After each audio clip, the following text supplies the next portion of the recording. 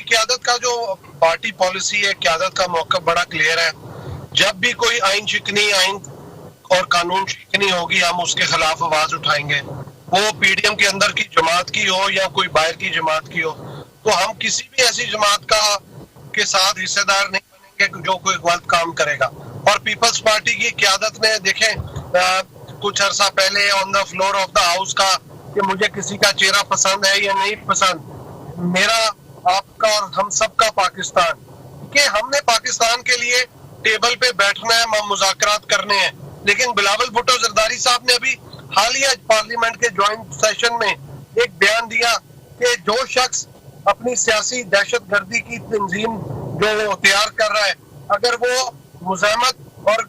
Condemn نہیں کرے گا اس معاملے کو اور اس کی مزاحمت نہیں کرے گا تو ہم اس کے ساتھ نہیں بیٹھیں گے جب تک وہ اپنی رسپانسبلٹی شو نہیں کریں گے، ان کی سیلف ریئلائزیشن نہیں ہوگی کہ انہوں نے غلط اقدام کیا ہے. اور اپنے کارکنوں کا ہو یا اس کا ہو تو ان کو یہ ریئلائز کرنا ہے کہ وہ سیاسی جماعت ہے نہ کہ دہشت گرد ہے. اگر وہ سیاسی جماعت ہے تو وہ ریئلائز کریں گے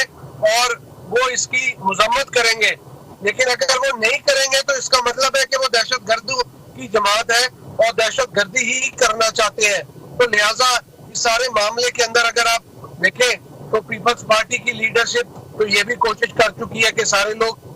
ٹیبل پہ بیٹھے. پی ڈی ایم کے اندر بھی جماعتوں کو قائل کیا، باقی لیڈرشپ کو بھی اکٹھا کیا، مذاکرات کے دور بھی چلے اور اس کے بعد یہ سارا معاملہ سیبوٹاج خان صاحب نے کیا. لیکن اب اگر چیف جسٹس آف پاکستان کہتے ہیں خان صاحب کو کہ جائیں اور باقی پارٹیوں سے جا کے مذاکرات کریں، اور تو بلاول صاحب کہتے ہیں بالکل مذاکرات ہو سکتے ہیں، لیکن اس کی شرط یہ ہے مذاکرات سے پہلے آپ کو اپنی غلطی کا احساس کرنا ہوگا اور اس سارے عمل کے اوپر اپنی غلطی تسلیم کرنی ہوگی اور اس کے اوپر معافی مانگنی ہوگی. جب تک آپ معافی نہیں مانگیں گے تو ہم کوئی بھی سر ایسی صورت